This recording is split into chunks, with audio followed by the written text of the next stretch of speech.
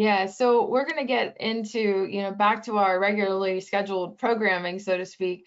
We're going to talk a little bit more about fog ransomware. And as I said, this one was one that it's first been kind of publicly observed in May 2024. And what we were seeing, at least with our Kroll cases, was it targeting higher education institutions.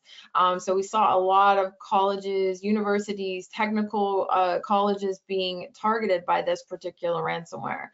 And the TTPs that we were seeing, it's kind of directly related to what George just talked about with the info stealers, because what it seems like this group is mostly doing was coming in via some kind of compromised credentials.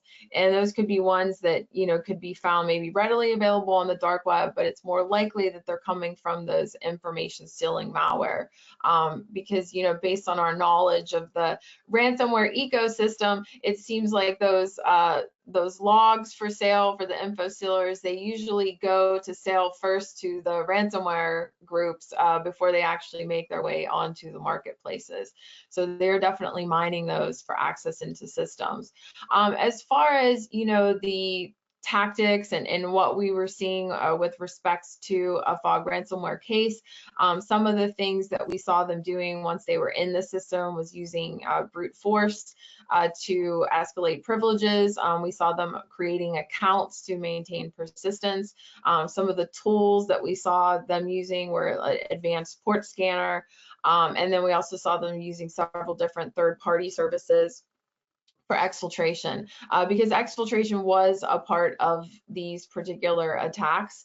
I'm gonna flip over to the next slide. I don't want to talk about ransomware variants, but I'll keep talking a little bit about fog.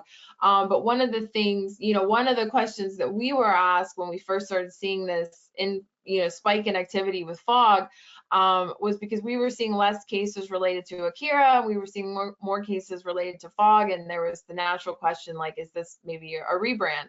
But no, that doesn't seem to be the case, and we actually see Akira being very active in this quarter. There's some active campaigns going on with that group.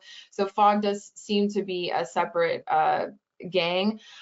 Based on our review of cases, we identified several distinct actors that were likely involved in these fog ransomware cases that we observed. So it's very likely that it is an affiliate model that they're using. We did see some overlap in the fog cases with using the same tools that we have seen affiliates use with Akira. So there may be some affiliates that are kind of double dipping, so to speak, but it is likely two separate entities. And one thing interesting with fog is that we're not seeing them like some of the ransomware as a service groups kind of advertise and recruit very publicly on the forums. But as of now, we're not seeing that by the fog ransomware group. So it may be more of a closed affiliate model there.